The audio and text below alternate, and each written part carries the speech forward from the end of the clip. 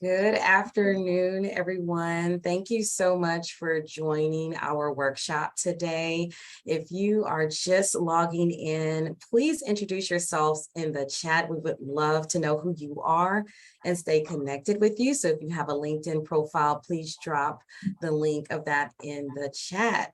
My name is Shayla White, and I am proud to be the Executive Director of the Greater Houston Women's Chamber of Commerce Women's Business Center. Our center is funded in part through a cooperative agreement with the United States Small Business Administration and empowers women-led organizations by introducing resources that provide tools, access to capital, and valuable business relationships. We offer weekly business and educational workshops just like this, technical assistance, B2B opportunities, and counseling at no cost to you. On your screen, you have a QR code so that you can go directly to our calendar to sign up for one of our upcoming workshops. So today we're going to be focusing on leadership. Our next workshop is going to be on September the 12th.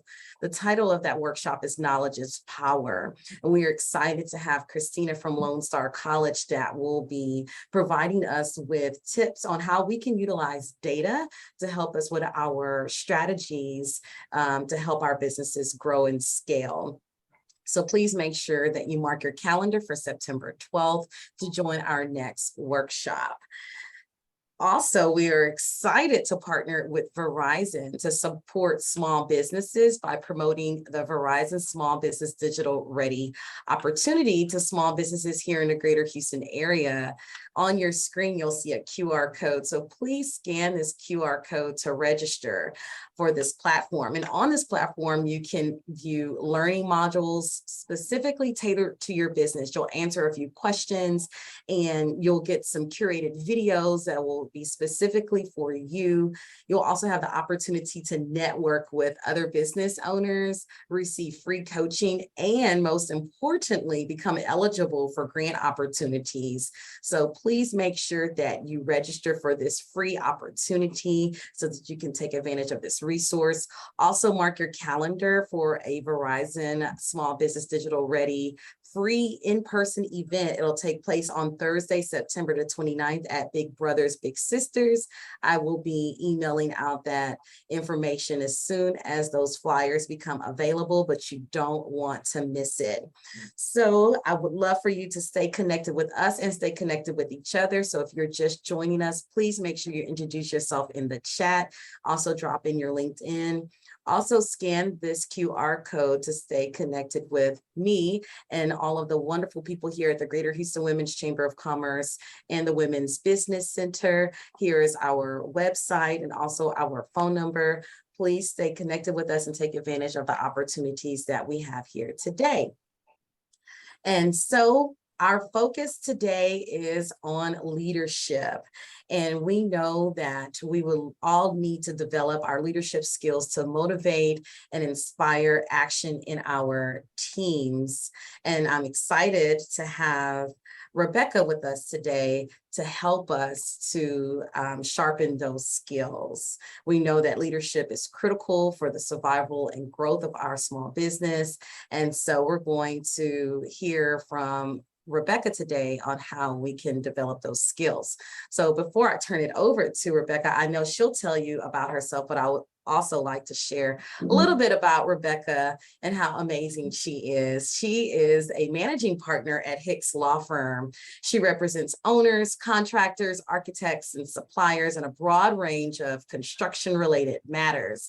She assists clients with legal issues related to all types of projects, from private commercial to state and federal government projects. So in addition to her litigation experience, she has received numerous awards, including a past recipient of the United States Small Business Administration in the Dallas-Fort Worth office as their District Woman in Business Champion of the Year. So go, Rebecca. So we will hear from Rebecca right now on how we can improve our leadership skills. So Rebecca, I will turn it over to you.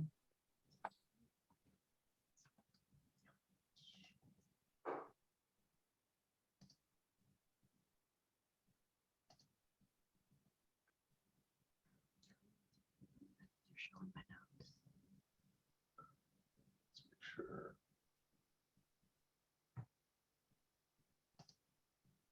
Rebecca, we cannot hear you. Can you hear me now? Yes, thank you. Great. Okay. What is the presentation showing right now? Yes, it is, and we're ready. All right.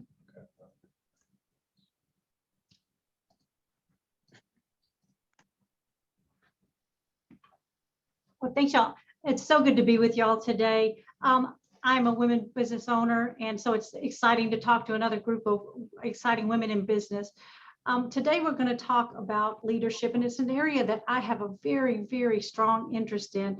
And I want to tell you a little bit about that. First of all, this is one of those sessions where I really wish we could be in person, but that's not possible today. But I want to know, if you can, in the chat, let me know how many of you guys think you're 100% comfortable saying that you are a leader, calling yourself a leader.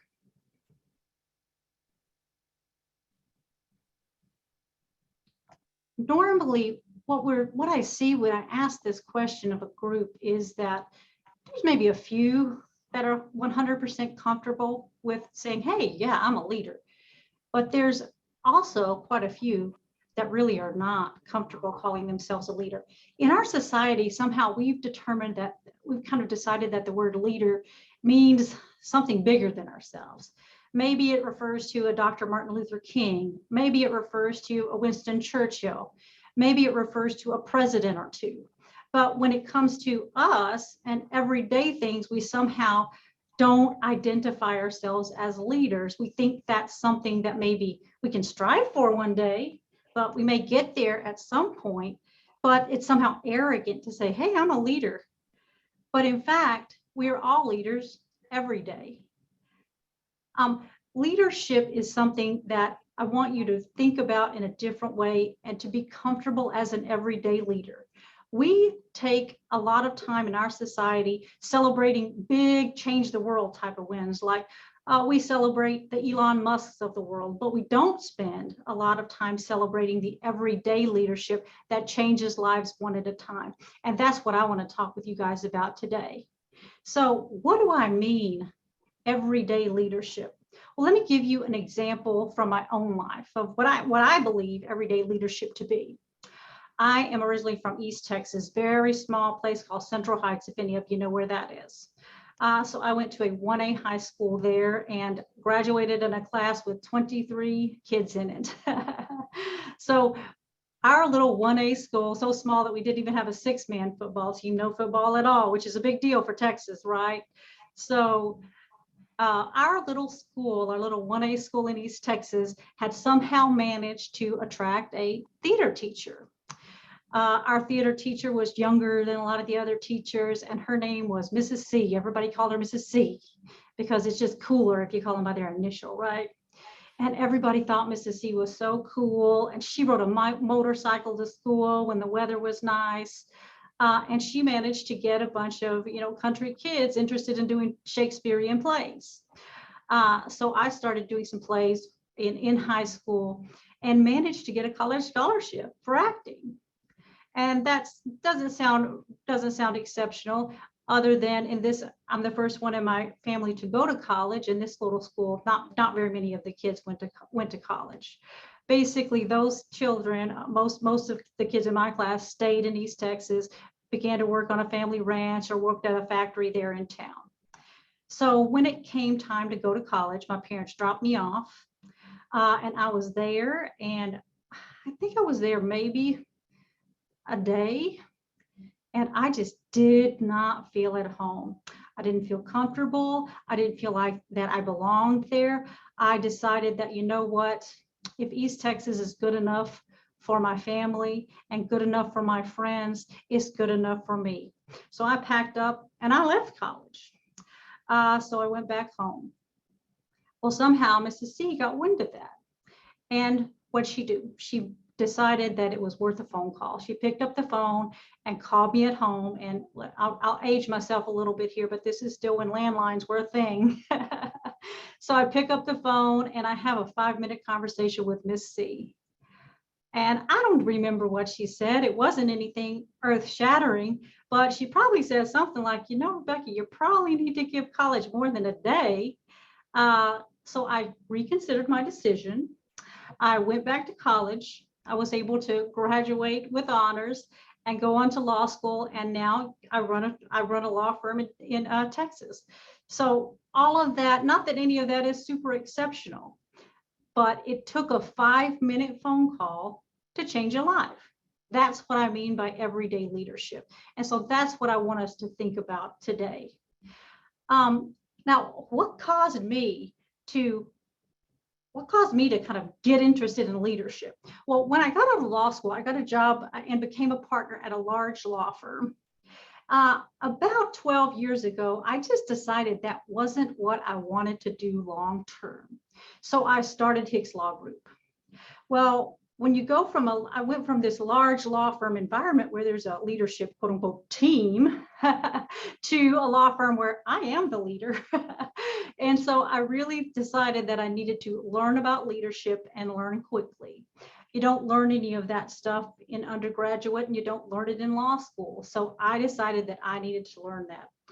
And so I've spent the last 12 years basically nerding out on the subject, reading a lot of books. I listen to podcasts. I do a lot of different things, attended seminars, things like that. And basically what I've come up with that this presentation is about is some of the key concepts that I call the laws of exceptional leadership that made a difference in the way that I think about leadership, and hopefully they'll make a difference in the way that you think about leadership. So I guess, first of all, let's just make sure we're all on the same page about what do I mean by leadership. It's just the way that you influence and inspire others to do what needs to be done because they want to do it. That is what I mean by leadership. So let's talk about law of exceptional leadership. Number 1, lead yourself first. So what do I mean by that? Well, leadership development is personal development. Personal development is leadership development. Leadership isn't something that you do, it is something that you are. You are a leader.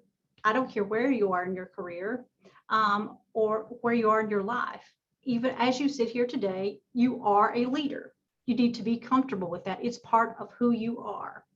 So what do I mean by leading yourself? You have to be comfortable with who you are, what your values are, and who you are as a person before you can begin to lead others. And if you try to mimic what other leaders do, that's not authentic. You have to be an authentic leader. You have to be your own person, and you have to know who that person is. So the best leaders are authentic leaders. They're leaders that know who they are and what their values are. So how do those authentic leaders define that? Most authentic leaders look at their life experience. Who you are is basically a compilation of your life experience to date.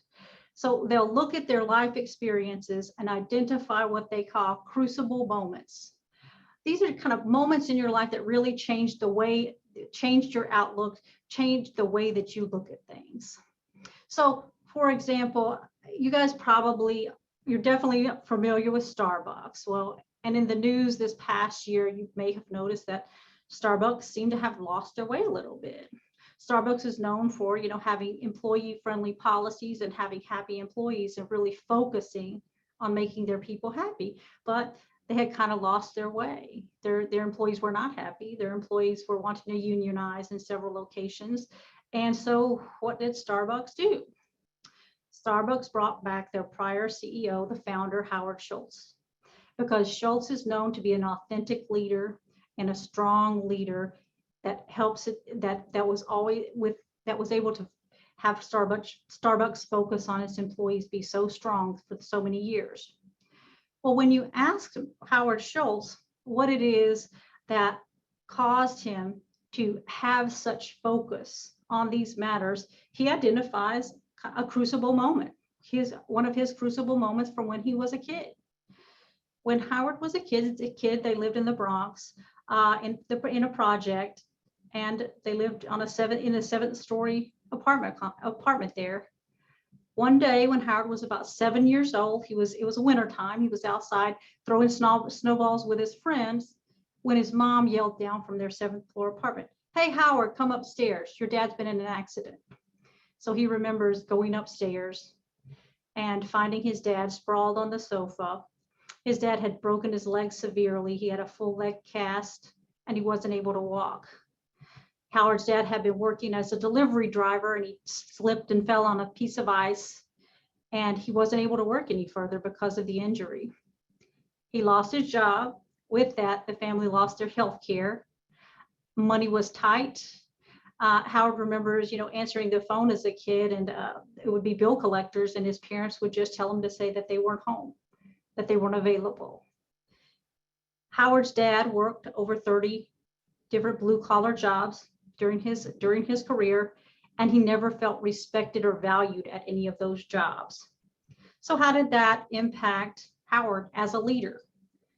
That impacted Howard because he wanted to build a company that his dad would have been proud to work at, one that valued its employees and implemented policies that communicated that value to those employees.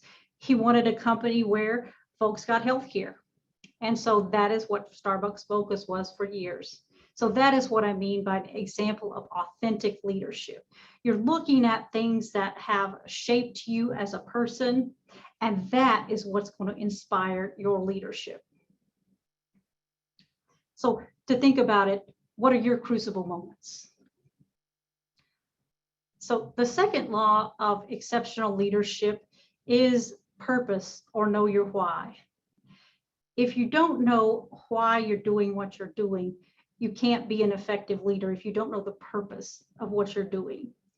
So purpose is always something that's hard to define. It's not something that, as we sit here today, that you're going to be able to leave this seminar and know, oh, well, I know what my purpose is. But what I can do is point you towards the resources to help you get there. Simon Sinek has written the book, Start With Why. That's a great place to start. And one of the things that he recommends that you do is to do an exercise where you identify kind of different moments in your life that made a difference to you, either positive or negative, and you get a friend, a close friend that you can then tell these stories to. And you don't have to write them down. You just kind of make bullet point notes so that you remember that these are your life experiences, so you can remember them. And you just tell your friend these stories. And from there, you can identify you sit with your partner and you try to identify themes. Those themes are kind of going to give you a glimpse into what it is that is your big picture. What's your big picture in life? Another way to approach it is the concept of beginning with the end in mind.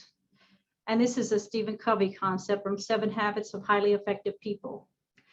And what that entails is basically take a few minutes and write down, if it were your funeral and your friends were going to come and talk about you and what you did, your friends and family, what would you want them to say? And write it down. So that's the concept of beginning with the end in mind. Another way that you can kind of approach this subject is by just asking your friends. Have a conversation with your friends and say, hey, why are you friends with me? And when they get past, well, hey, you're a good person to have a beer with, but it gets to something that's a little deeper level, such as you make me feel comfortable around you, those types of things, then you start to get to that why, that purpose. And, I hope every single one of you is attending this seminar because you are in a great place in your life today. But let's face it, life is hard. We all have challenges. Everybody has challenges, some more than others. If you find yourself in a spot where you seem really challenged and finding that why, finding that purpose is hard right now. Another book that I would recommend is Man's Search for Meaning by Viktor Frankl. Now, Viktor was a famous psychologist before the war, before World War II. He happened to be Jewish and found himself in a Nazi concentration camp. He'd recently finished his first book, but he was in the process of editing it. It wasn't published yet.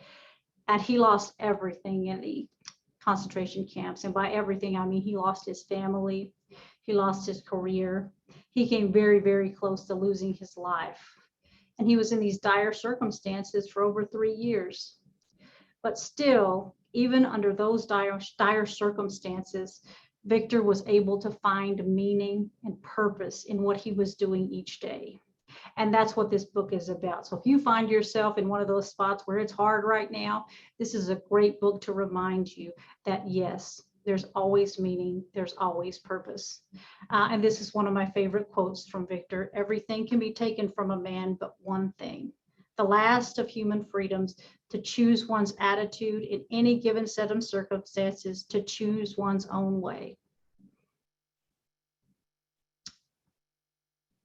And this is the second book by Simon Sinek that he wrote, Start With Why, which outlines the concepts of really purpose-driven leadership in an organization. And then he wrote this second book, which is Find Your Why, which really lays out step by step how you can go through that process, and I recommend it. Law of Exceptional Leadership, number 3, DWISYWD. What do I mean by that?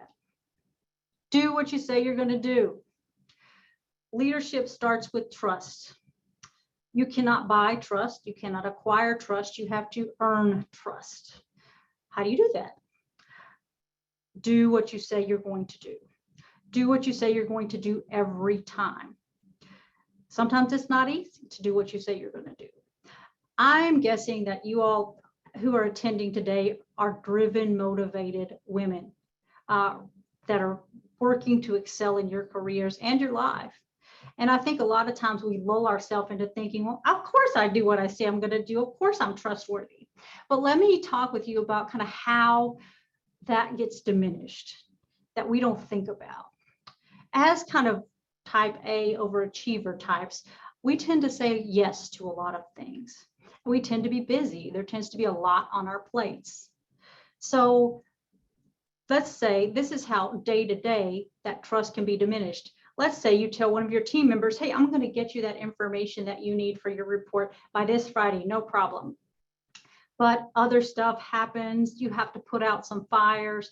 Things are moving quickly and it's Friday and it's 4:45 and you haven't gotten it done. You haven't gotten it to your team member. You say, you know what, he'll be fine if I get that to him Monday. And so you don't do it. You don't do what you say you're going to do. That small choice can erode trust. And that's kind of the things that we are working towards. We're working towards doing what we say we're going to do every time. Character isn't something that you're born with. I think a lot of times people say, oh, well, he has strong character. And we kind of assume that that's something that a person was born with. You're not born with character. Character is something that you build slowly. And I find it interesting that the word character actually comes from the Greek word for chisel. So I generally think about building character, how Michelangelo looked at creating a sculpture. He felt like that he was releasing the form within the stone. He could look at the stone, see what its meaning or purpose was, and then he slowly chiseled away at it until you have the David.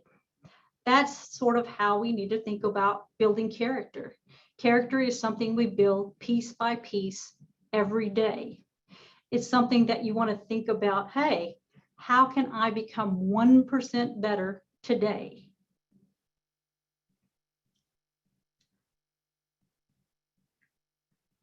And law of exceptional leadership, number 4, vision. Leaders have vision. What do I mean by that? Well, leaders have to be able to see into the future and determine where they want to go. You can't lead if you don't know where you're going. And so leaders have to be the one that takes a step back, determines where the organization or group should go, and figures out how they're going to get there. That's what I mean by vision. So how are you going to work on your vision? Being able to create vision. Well, the first thing that you can do, and this is where I want to kind of make the point that this seminar, we're not talking about management today. There's a great big difference between what I mean by management and what I mean by leadership. Management is when you are managing a group or some tasks to accomplish a goal. There's a vision and you are managing towards that vision. Leadership or leaders are the ones that create the vision, and they inspire and influence others to do what needs to be done towards that vision. So we're talking about leadership and not management. So what can you do to make sure that you're on the top of your game as far as having that type of vision that it takes to be a great leader?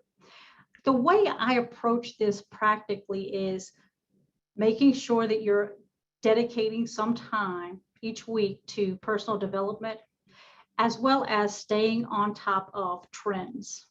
And what do I mean by that? Well, I'm in the legal business. I do construction law, right? So I do read a lot about the construction industry. I keep up with trade publications and get different newsletters about the construction industry. I also keep up with happenings, what's going on in the legal world, and specifically running small firms.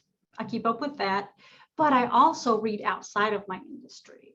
I look at things from a very entrepreneurial perspective. I look at the high-tech industry and concepts and things that they're thinking about. I listen to podcasts there, those types of things, so that I can take those ideas and try to see how they're going to impact my industry, how they're going to impact my business, and maybe what our vision for the future should be after considering all of that information. That's one way that you can really work on trying to have vision as opposed to just managing the day-to-day. So, law of exceptional leadership, number 5, process and small wins. Now, this is where you're going to need to take that vision, that high, hard goal, those really, really important things that you want to accomplish, and you can't do that in a day. You can't do it overnight. You have to be able to break that down into a process where you can create small wins along the way to encourage everyone to keep going and keep fighting the fight towards the large vision. So how are we going to do that? There are numerous ways to create process and small wins, but one of the best processes and things that I've come across is the getting things done methodology. It's a step-by-step process where you can talks to you about how you can manage the numerous things on your list, make sure you're prioritizing and getting them all taken care of. So I would recommend the getting things done methodology for process and small wins. But you do want to make sure that you focus on when you make incremental progress, you've broken down your high hard goal, you know what you need to do, and you've kind of determined the steps you're going to take to get there. Do celebrate those wins. Team members and followers follow winners. And so if you can really focus on those wins and actually taking a moment and celebrating those, that'll go a long way. And I know that's really hard for me to think about and do because I'm always a doer. Once something's done, I don't really take much time to kind of think about it or celebrate it unless I make myself, because I'm on to the next thing. So really do think about that. Law of exceptional leadership, number 6, leaders take extreme ownership. And I want to tell you a story about that I think will demonstrate what I mean by that. And you can probably tell from this slide that I have a thing for Navy SEALs. I just have a lot of respect for just the sheer grit, physical pain, and dedication that it takes to get through that training. And one of the authors that I like in the world of leadership is Jocko Willink, and he's an ex-Navy SEAL and become Navy SEAL instructor. And he's written a book called Extreme Leadership. One of the stories in his book, I think, demonstrates what the epitome of what extreme ownership, what leaders need to have is extreme ownership. The Navy SEALs were in training in Northern California. They've got they start out with a group of 200 candidates for their Navy SEAL Hell Week, or underwater demolition training. Y'all probably heard a little bit about it, but it's the most intense part of the Navy SEAL training. Well, they start Hell Week with 200 candidates. They're 72 hours in. The candidates have had less than 1 hour of sleep total for the entire 72 hours. And they are standing on the beach in Northern California, ready for the next day of demolition training. And today's going to be the IBS training, inflatable boat small training. And as you know, our government tends to assign these names to things that aren't as really accurate. These inflatable boat smalls, IBS, they're not that small. They weigh over 200 pounds, and that's before they've got water and sand on them. So what is this particular IBS training? They split the SEALs up, the SEAL candidates up into teams of 7. And they do it just based on height. The 7 tallest guys are team 1, the 7 next tallest guys, team 2, and so on down the line until they get to the 7 shortest guys, and they call those the Smurf boats, the Smurf boat. So every boat except the Smurf boat's assigned a number, and those 7 guys are your team for that day. So then they've got to have a team leader. So how do the SEALs pick the team leader? Well, they just the oldest candidate on each team is just automatically the leader. It doesn't have anything to do with your leadership skills. It's just who's the oldest. So then they're ready to start the drills. So IBS training is just it's a series of races, obstacle courses, different things like that throughout the day, and everyone is a competition. And winning pays. The Navy SEALs motto, winning pays. So the team that wins gets to sit out the next race. They get some very, very valued rest time. Whereas the other ones, all the other teams just have to go jump back up and do the next race. So for this particular round of Navy SEAL training, we had a boat number 2. So not the tallest guys, but not the shortest guys either. We're killing it. They were winning almost every competition that day, and sometimes by a wide margin. The SEAL instructors also noticed that group had a really good attitude. They were, even though they're tired and chafed and hurt just like everybody else, they had a great attitude, and when one team member would fall down, the others were there to help them up. Then by contrast, boat number 6 was doing really badly. They were losing almost every competition. Sometimes they were losing by a lot. And what you saw there was the team leader. He basically couldn't believe his bad luck. He couldn't believe he got stuck with these guys. He was a winner, but he couldn't figure out how to make these guys win. That was his attitude. And he blamed his team members. The team members blamed the leader. And it just wasn't going well for boat 6. So what are the Navy SEAL instructors? The Navy SEAL instructors for the next go round, before each race, they call the team leaders over and tell them what they need to do, give them their instructions for the next round. And then those team leaders go back to their boat crews and tell them what the race is, what the obstacle course is before they start. So this particular time, they call all the boat leaders over, but they say, hey, leader for boat number 2, you just became the leader for boat number 6. Leader for boat number 6, you just became the leader for boat number 2. So then they give everybody their instructions, and they go, get ready, set, go. And they're off to the races. Well, so this time things look a little different. They get to the first checkpoint, and the SEAL instructors notice that boat number 6 isn't winning, but they're close. They're in second place.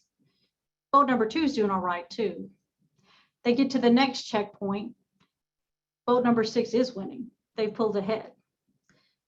And boat number 6 goes on to win that race. boat number 6 goes on to win the rest of the races that particular day. And so what does that demonstrate? It demonstrates that there are no bad teams. There are only bad leaders.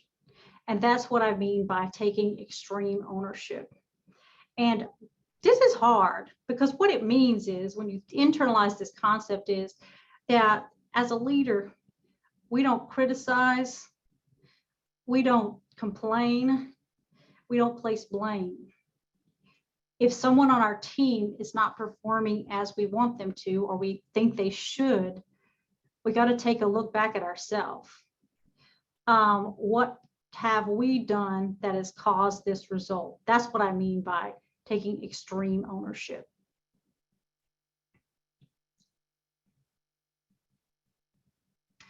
So the next law of exceptional leadership is solitude and deep thought are essential. And this is another one that I had to learn the hard way, because in the practice of law, we bill our time by the hour, and we kind of get into this mindset that if we're not billing, that the activity may not be worth doing. And I think we all kind of fall into this category from time to time, where we are just doing, and we're not taking the time to step back and think. And as a leader, if you do not take the time to engage in deep thought or to solve hard problems, then you cannot do your job as a leader. Because as leaders, we make hard decisions. That's what we do. So what do I mean by that? Well, an easy way to start is to maybe implement a 10-minute meditation practice in the morning. Maybe you take it a little bit farther and you dedicate 2 to 3 hours each day to something that is really a hard goal that you need to make progress towards, or a hard project that you need to take time to do. Otherwise, we're just bombarded in our society. I think we all kind of have this concept, and you'll hear people say this. I know when we're interviewing people for jobs, one of the things that candidates will oftentimes brag about is, well, I'm a great multitasker. Well, the science is in, and none of us are great multitaskers. In fact, what the scientific studies show about multitasking is that you lose 5 to 15 IQ points if you try to multitask. And so what does that mean for you as a leader when you're trying to implement a vision, you're trying to solve hard problems? If you're distracted because you're multitasking, you probably aren't going to be able to give it your best effort. Also, science shows us, or researchers show us, that we are bombarded by about 6 times more information that we would have been required to process if we had been, doing business in the 80s. Just the speed at which and the volume of information that flies at us because of the connectivity, constant connectivity, is so much different. If you can't have time to process and focus on the information that's important to you, you're not going to be able to be a successful leader.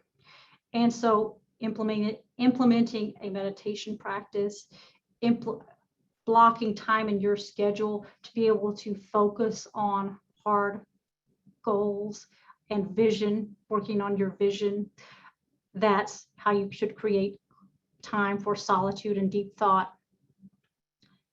So, law of exceptional leadership number 8, prioritize and execute. Prioritize and execute. And the phrasing there is very, very intentional. First you prioritize, then you execute. Why?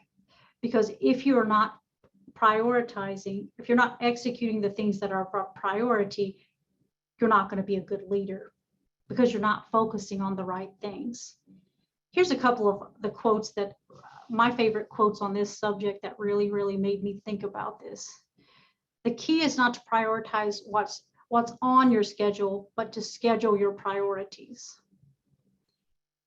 If you don't pay appropriate attention to what has your attention, it will take more of your attention than what it deserves.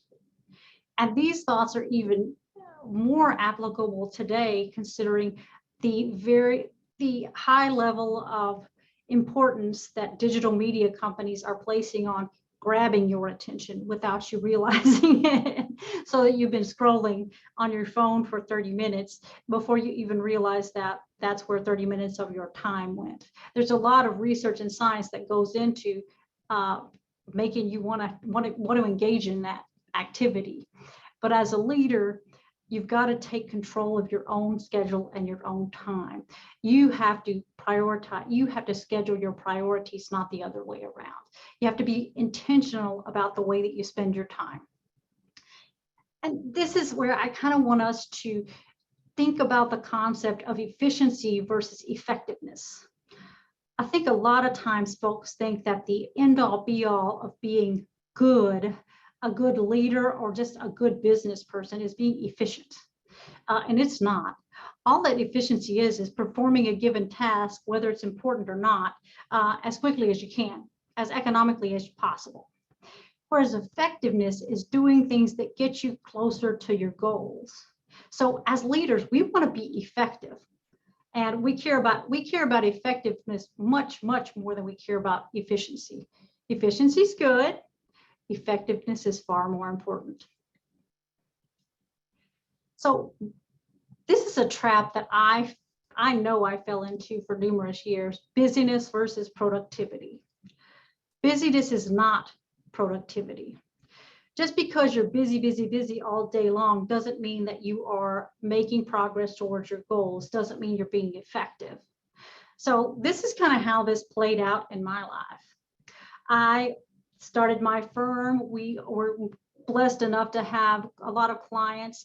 And so you get into the office and there's 15 emails, maybe 20, several staff members coming in, asking questions. I get into the office around 8:30. I look up and it's 12:30. And there's one important thing that I needed to get out the door that day. And I haven't started on that yet, because I needed to talk with this employee. I needed to respond to these emails. And so I would fall into that busyness trap. It would get to the end of the day. I still haven't gotten the thing done that I really needed to get done. But man, I look back at it and I was like, I was so busy today. And somehow that justified not making progress on the really hard thing that I needed to do. I finally realized that that had to change. And so what am I saying? You're going to have to really think about how you're using your time and controlling the expectations of others so that you can dedicate time to the priorities, the things that are going to get you closer to those high, hard goals that you want to accomplish. One thing that I have found this is just a kind of simple methodology that I've kind of implemented that I think has helped me quite a bit. And it's called Plan Tomorrow Today, and there's a book about it. But honestly, the concept is real simple. Before you leave work each day, just take a few minutes and don't wait until the end of the day. Probably the best time to really kind of shoot to try to do this is before, that 5 o'clock type of rush, maybe like 3:30 or 4. Take time to write down the 3 things that you want to do the following day. Cannot be more than 3, has to be 3. And of those things, there needs to be one that is by far the most important thing that you need to get accomplished tomorrow. I use this honestly by using the sticky note program in Word, and I just write the 3 things on the sticky note program. And then what do? You let your staff and your team members know that in the morning, the first 2 hours, or maybe 3 if you can swing it, but the first 2 hours are going to be dedicated to you getting this one thing done.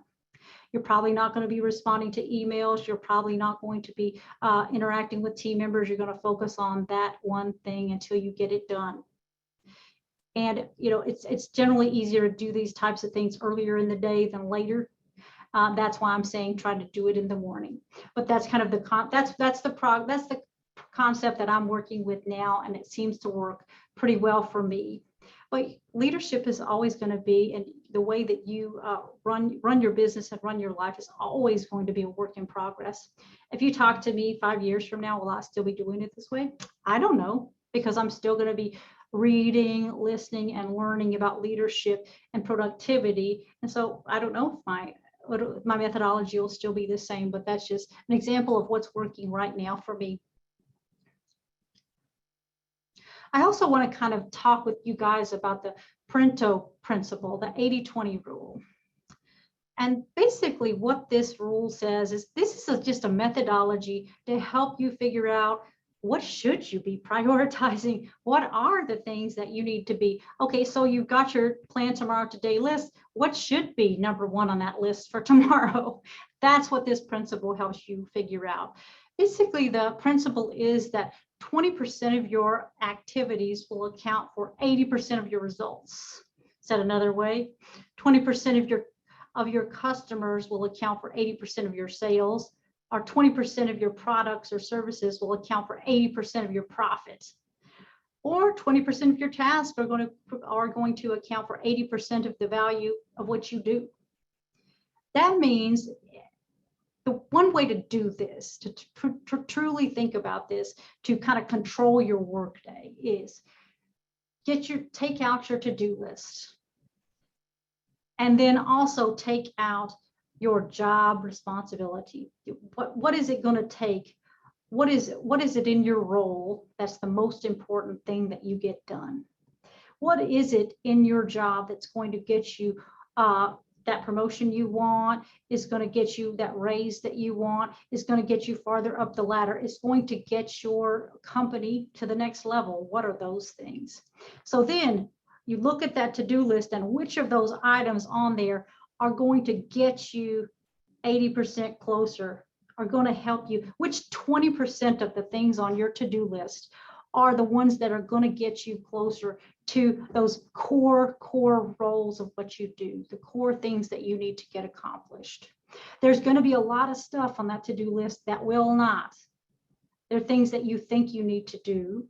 They probably, and maybe somebody else has put them on your to-do list, but that's the way you need to think about prioritizing what actually needs to get done.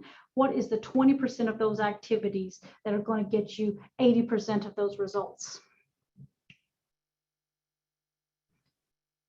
So, rule of exceptional leadership number 9, decisions. You need a framework. We kind of touched on this already, but leaders are deciders. Leaders make hard decisions. And I think when a lot of us get busy, we sometimes try to outsource those hard decisions. We fall into the busyness trap. And so we think, oh, you know, that particular decision is going to take a lot of research and expertise. I don't have time to do it. So I think we should just hire a consultant for that. We fall into that trap. But exceptional leaders do not outsource hard decisions. They maybe get input from experts, but they don't outsource those decisions. And I know that where I fall down in decision making, and this may be you too, is I tend to fall in the trap that I call paralysis by analysis. I always think that I need more information. Well, can't make that decision because we need to look at report number A, B, and C before we can do that. Or we need to look at this one other option for an IT provider before we can make a decision on who to hire. There's always more information that I need. And so the decision gets procrastinated. So to avoid that, one methodology that I found that I think at least conceptually helps me is the way that Colin Powell made his decisions, and he called it the 40-70 rule. And it's another fraction, so don't get confused with the 80-20 rule, but it's the 40-70 approach to decision making. So what did Colin do? Colin says that once you have a core of information, and what he means by that is you have at least 40% of the available information that would be necessary to make that decision, or nice to have to make that decision, then you have enough information to make the decision. If you wait until you have more than 70% or more information, you've probably waited too long. That probably means that your competitors have already made the decision and they're ahead of you. So you need to wait until you have a core of information so that you're not falling into the trap of making decisions by the seat of your pants. But you also want to make sure that you're not waiting, you're not falling victim to the paralysis by analysis by waiting until you have more than 70% of the information. And as a leader, you're also going to have to become very, very comfortable with the fact that some of your decisions are going to be wrong. You're going to make mistakes.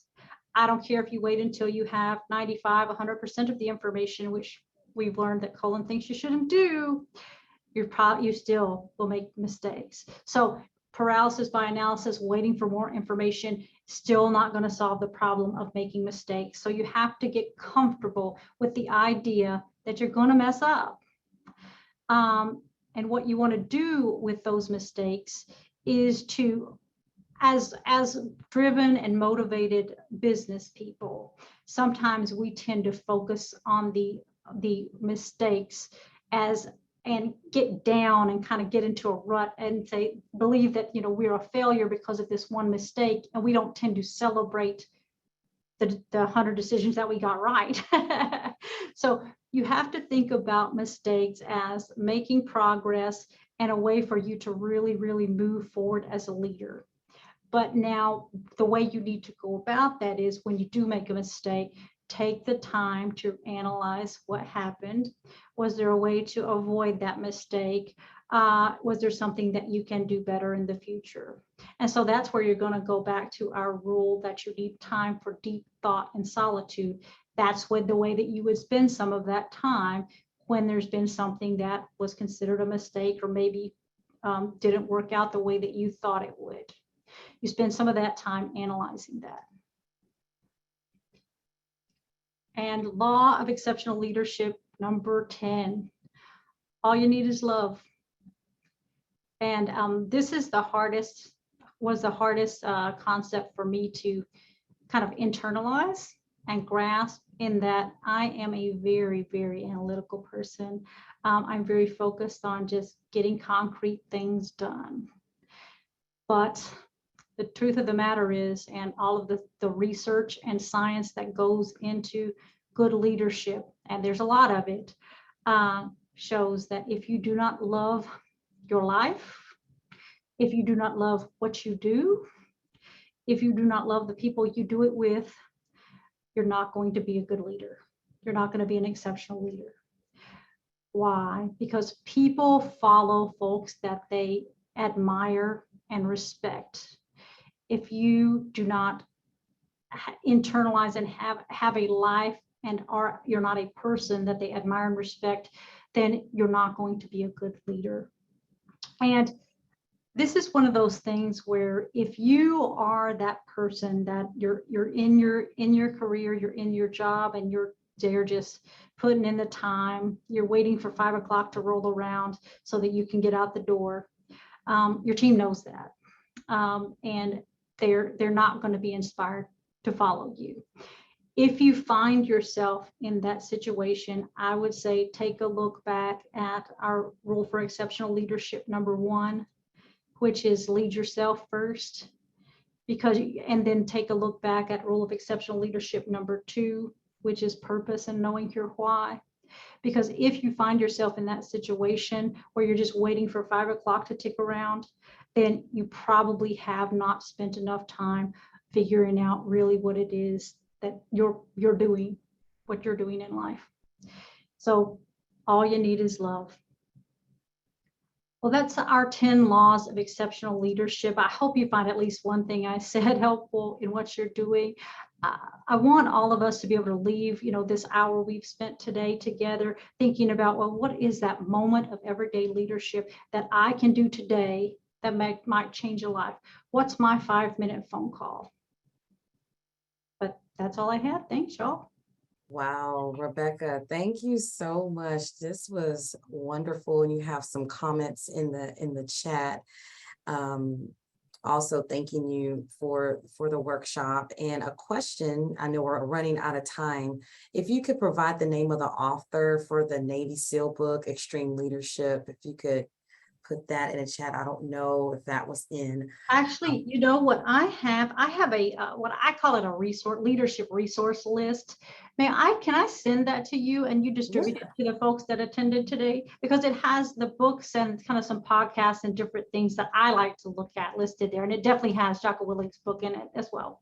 Oh, absolutely. I will definitely do that. And Rebecca, we cannot thank you enough. This was great. I hope everyone had the opportunity to write down the 10 exceptional laws of leadership so that you can implement those strategies and tips as soon as possible, hopefully as soon as we hang up on this call. And thank you, Rebecca, for sharing your knowledge about this very important topic. We hope that everyone is leaving here feeling inspired and ready to do rule number 7, go into some deep thought and go back to our number 1, which is our leading ourselves, and focusing on number 2, our purpose and knowing our why, so that we can do rule number 10, which is leading with love and compassion. So thank you all so much for spending our your lunch hour with us. We greatly appreciate it. I hope that you were able to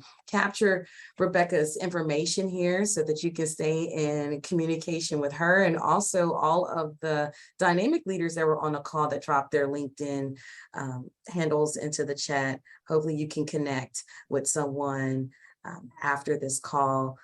Thank you so much. And Rebecca, I hope you're reading the comments in the chat. Everyone is thanking you and is excited that they were able to attend today. This was wonderful. Again, thank you for attending our session. We look forward to seeing you at another event soon. Please make sure you register for our next workshop, which is on September the 12th. Thank you so much. And I will email that information out as soon as I get it from Rebecca, hopefully by the end of the day. And I wish everyone a wonderful week. Rebecca, we can't thank you enough. Absolutely. Thank you. Thank you, everyone. Thank you. Have a good week. Thank you, Natalie.